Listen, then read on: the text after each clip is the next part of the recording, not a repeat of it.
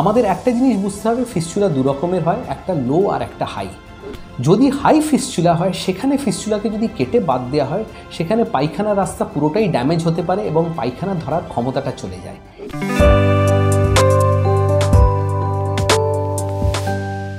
নমস্কার, welcome to ডাক্তারবাবু YouTube channel. আমি ডক্টর সঞ্জয় মণ্ডল, কনসালটেন্ট গ্যাস্ট্রোইন্টেস্টিনাল সার্জন, মণিপাল হসপিটালের সঙ্গে যুক্ত আছি। আজকে সমালোচনার বিষয় হচ্ছে ফিস্চুলা এবং ফিস্চুলার জন্য লেজার কতটা দরকার। এবার ফিস্চুলা হচ্ছে একটা কমন রোগ এবং তার জন্য প্রচুর চিকিৎসা আছে এবং অনেক পেশেন্টেরই এই চিকিৎসার দরকার পড়ে।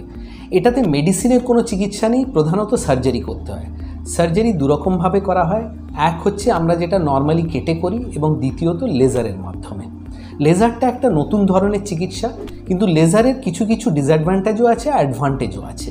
লেজারের মেন অ্যাডভান্টেজ হলো লেজারে কোনো খুব বিরাট কাটাকাটি হয় না এবং পেশেন্টের রিকভারিটা তাড়াতাড়ি হয়। কিন্তু একটা প্রবলেম থাকে, লেজারে ফিস্চুলার ট্র্যাকটাকে বার করা হয় না, ওটাকে জ্বালিয়ে দেওয়া হয় এবং সেই জন্য ফিস্চুলাটা রেকার করার চান্স অথবা আবার আসার চান্স সামান্য বেশি থাকে। যেখানে আমরা অপারেশন করে ফিস্চুলার ট্র্যাকটা বাদ দিয়ে দিই, সেখানে যদিও ড্রেসিংয়ের দরকার পড়ে, রিকভারিটা একটু বেশি টাইম লাগে, সেখানে কিন্তু ফিস্চুলার সাকসেস রেটটা আরেকটু বেশি থাকে লেজারের থেকে। আমাদের একটা জিনিস বুঝতে হবে, ফিস্চুলা দু রকমের হয়, একটা লো আর একটা হাই। লো ফিস্চুলা নিচের দিকে থাকে এবং এটাকে কেটে যদি বাদ দিয়ে দেওয়া হয় তাহলে সেটা সবচেয়ে ভালো রেজাল্টস পাওয়া যায়।